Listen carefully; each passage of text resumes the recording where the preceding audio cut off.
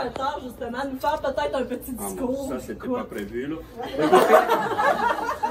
Merci beaucoup. Écoutez, je suis tellement fier. Ça me rappelle, il y a 19 ans, nous avons inauguré le bureau à Québec, à l'IRDPQ, à Montréal. On avait inauguré exactement un bureau à part, on avait changé. Et là, finalement, près de 20 ans plus tard, d'ouvrir le bureau à Québec, ça nous fait grand plaisir. Pour nous autres, c'est une façon de faire rayonner davantage l'association, mais avant tout, c'est d'être plus proche de nos membres.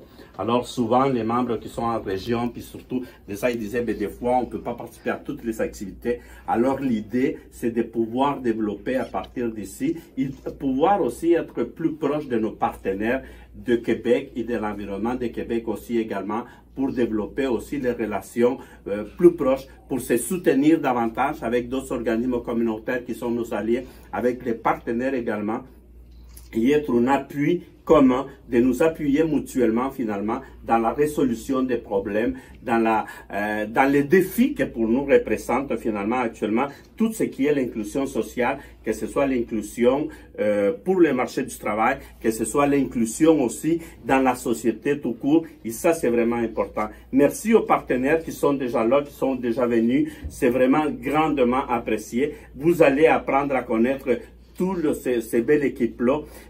C'est pour moi un rêve, effectivement. On est parti il y a 15 d'années avec une employée à Québec. Maintenant, 24 à Québec. Et maintenant, nous allons avoir une équipe de 6 personnes quand même qui vont être ici, entourées de notre réseau de conseillers pères bénévoles et du soutien, évidemment, de l'équipe de Montréal également. Alors, merci, on est tellement fiers de ça, merci de nous appuyer, merci de continuer à soutenir cette association qu'on aime tant. Et peut-être vous ne connaissez pas beaucoup, même au Québec, je vous invite à ne pas oublier de partir avec le numéro spécial du 75e anniversaire. Vous allez peut-être connaître un peu plus de l'apport, très humblement, qu'à travers ces 75 ans, on fait des femmes et des hommes pour changer leur vie, mais pour changer aussi la vie d'autres personnes qui sont en situation de handicap également. Alors, merci à nos partenaires, merci à nos alliés, merci à vous tous, et merci de travailler tous ensemble pour continuer à faire la différence. C'est vraiment le volet d'intégration sociale chez Mémo Québec. Notre travail est d'accompagner et de soutenir les personnes atteintes à la moelle épinière et leurs proches. Nous intervenons surtout en relation d'aide, de soutien psychosocial et de mentorat. On les accompagne à partir du moment du diagnostic, mais plus particulièrement lors de la réadaptation et suite au retour à la maison et par la suite aux besoins. C'est vraiment durant la phase de réadaptation que que le lien de confiance se solidifie puis se fortifie. La réadaptation est remplie d'émotions intenses, de peur puis d'incompréhension. Il est important de mentionner que nous, les conseillers principaux en intégration, on est tous des blessés médulaires. Puis on est formés pour intervenir auprès des gens. C'est alors que notre accompagnement se traduit par une écoute active et une compréhension particulière. Nous avons la possibilité de puiser dans notre expérience personnelle, mais aussi dans l'expérience des autres qui nous entourent. La richesse de tout ça se retrouve dans la démonstration qu'une vie remplie, active et heureuse est possible. C'est de pouvoir mettre une petite graine d'espoir dans un tourbillon de désespoir. Le travail que nous faisons se fait avec la personne, mais aussi de pair avec l'équipe de soins de l'IRDPQ. Notre principal objectif est la consolidation et le maintien des acquis. Lors du retour à la maison, nous nous assurons que tout se déroule bien et nous offrons notre soutien aux besoins. Par la suite, les personnes peuvent faire appel à nous pour plusieurs raisons, comme par exemple l'accompagnement pour une demande de financement, soutien moral ou toute autre question par rapport au programme qui existe. Nous organisons aussi des activités. Nous organisons des activités à l'interne qui offrent la possibilité aux gens de changer d'air, de changer un peu de leur routine, puis aussi de partager et de discuter entre eux autres. Nous organisons des activités aussi à l'externe, des dîners, des brunchs le matin ou des dîners de Noël, par exemple, des sorties au quai, qui sont une belle richesse et qui Excusez-moi, je suis un peu... on dit Jessica, c'est quoi les activités? Qui favorise l'entraide et il brise aussi l'isolement. Les activités à l'externe ont la possibilité aussi de mélanger les personnes qui sont nouvellement en situation de handicap, puis les personnes que ça fait plus longtemps qu'ils sont en handicap. Des échanges d'expériences, des échanges de trucs, des façons de surmonter les obstacles font partie des activités. En bref, ces activités sont beaucoup plus que de simples loisirs. Elles poursuivent des objectifs à long terme. C'est un peu grâce à ce volet d'intégration que moi, je me retrouve ici aujourd'hui. Lors de mon accident en 2007, j'ai eu la chance de rencontrer Lise, conseillère principale en intégration. J'ai eu une réadaptation très difficile, puis elle m'a écouté et conseillé. C'est sûr que je vais pleurer. Elle a vu en moi des côtés que moi... Elle a réussi à voir en moi des côtés que moi, je ne voyais plus. Elle a cru en moi, puis 5 ans plus tard, je retournais sur les bancs d'école faire mon DEC en sciences humaines pour ensuite faire mon bac en travail social à l'Université Laval. Je crois sincèrement que l'accompagnement de Lise ainsi que les activités auxquelles j'ai participé, j'en retire de beaux souvenirs, ont été d'une grande partie ma réussite. Ça m'a permis de prendre en confiance en moi et de voir que tout était possible. Donc on voit vraiment là, comme le bienfait là, de l'intégration sociale qu'on fait à Minoké.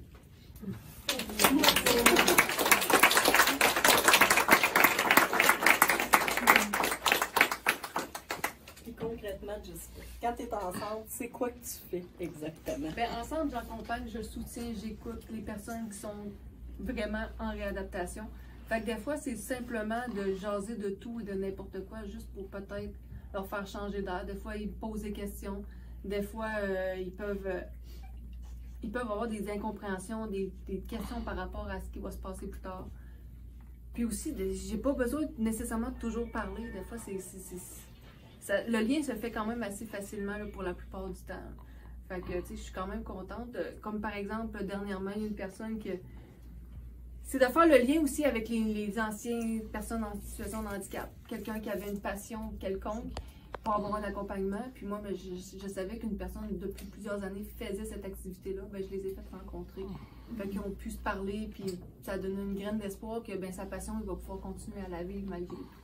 Fait que c'est un peu ça qu'on fait, là, c'est de puiser à travers nos ressources pour pouvoir aider les gens qui sont dans la situation même, puis qu'ils sont complètement devant un néant, puis qui pensent que leur vie peut être finie à ce moment-là.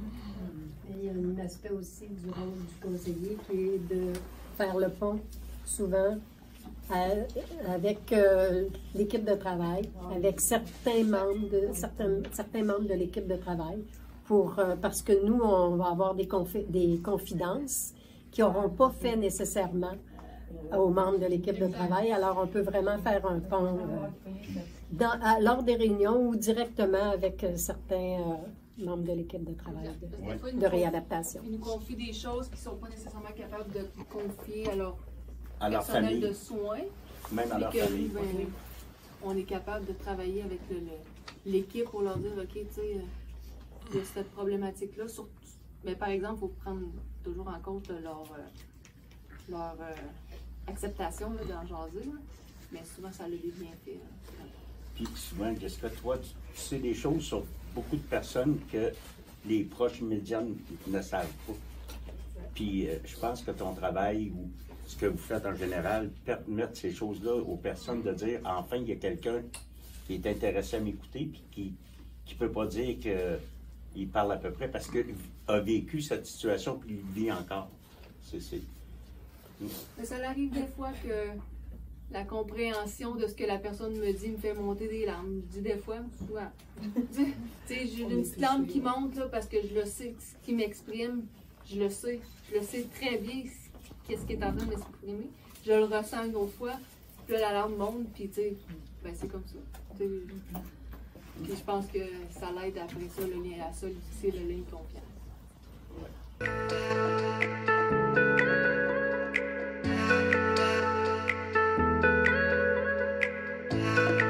Vu que je pouvais plus travailler, moi, le bénévolat m'a toujours attirée. J'en faisais avant, fait que puis là, parce que je suis une fille de relations humaines, j'adore être avec les gens, jaser, tout ça, puis ça me manquait.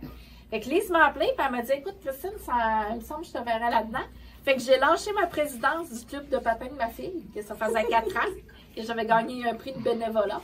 Et j'ai dit, je vais en faire du bénévolat avec mon monde, ma réalité, les gens comme moi. C'est ça qui m'a appelé à devenir bénévole, tout ça, puis j'adore ça, c'est ça. C'est nous qui t'as gagné, hein? Mais oui! Puis, tu sais, Christine, toi, t'as comme un volet aussi. Tu sais, parce que tantôt, j'écoutais Eric qui disait, tu sais, les trips puis tout. Christine a été sautée en parachute. Moi, déjà là, écoute, fou, je te lève mon chapeau, bravo. Mais la peinture aussi, là, tu sais, c'est une grande peintre. On a d'ailleurs une de ses toiles. Ben oui, excuse-moi, mais t'as pas vu mes dessins. T'es une très grande peintre. Fait que, tu sais, Christine, c'est un exemple aussi, là, tu sais, de... Puis mère de famille, quand même, t'as combien d'enfants? Elle en a tout le temps un qui arrive en Ben, moi, quand j'ai eu mon accident, mes enfants avaient 3, 6 et 8 ans. OK. Fait qu'ils étaient très jeunes. Fait qu'on a appris, mes enfants ont appris à grandir avec ça. Aujourd'hui, ils ont 18, 21 et 23 ans. Fait que 3 merveilleux jeunes adultes, jeunes adultes. Et ils ont grandi à travers ça aussi. Puis ça m'a permis de me dépasser. Moi, je suis une fille de défi, j'adore ça. Même au Québec, offre des choses. Je suis une des premières à faire « Ouais, moi, ça me tente, je vais y aller! » Faire du parachute. Faire du parachute. Fait que c'est ça. Fait que aussitôt qu'il y a de quoi, ben, je suis tout le temps partante. Puis j'adore parler avec les gens, partager mes expériences de vie, par où est-ce que je suis passée, que j'ai élevé mes enfants toute seule, que je suis parvenue. Tu sais, j'ai fait plein de choses, de la plongée sous-marine, je voyage aussi, faire des défis de course. Puis Christine, elle a fait des témoignages aussi, même pour Mémo Québec. Là, je pense que tu nous as toutes fait broyer à la gang. Oui, ma conférence. Je raconte mes histoires. C'est une très bonne raconteuse. Ah oui, vraiment. Merci. Même pour des événements, un petit événement, elle peut te raconter comme avec des détours, tout ça, c'est vraiment bon. Oui. C'est ça, touchant, mais en même temps, je fais pleurer un petit Kleenex, après ça, je vous fais rire, je fais pleurer un petit Kleenex. C'est quasiment de la manipulation. C'est ça. T'es entrepreneuse aussi, t'as ton chalet aussi, parfaitement adapté pour les gens. C'est un beau projet, une belle réalisation. Oui. Je suis le seul chalet au lac Saint-Jean qui est adapté. J'ai été chercher une subvention avec Kéroul, et Suzy, ma bonne amie là-bas, avec son conjoint qui sont copropriétaires du chalet. C'est ça, notre but, c'est vraiment d'offrir aux personnes à mobilité réduite. Fait que l'été, ma clientèle est à 100% mobilité réduite. Fait que ça permet aux familles, comme là j'ai une maman qui a un couple avec 4 enfants qui ont 2 enfants en fauteuil roulant, qui peuvent venir se reposer au chalet. Je suis sur le bord du lac Saint-Jean, la vue est magnifique.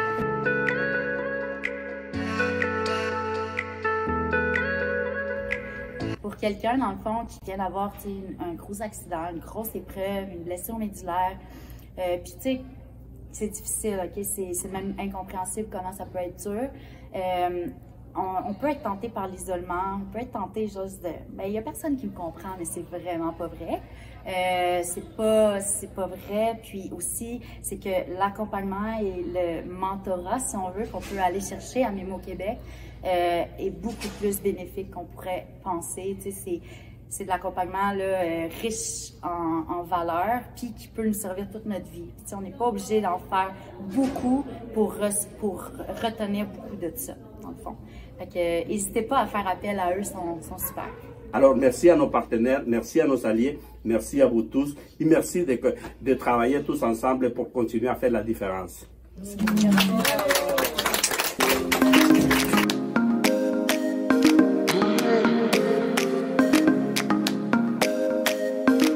Oh.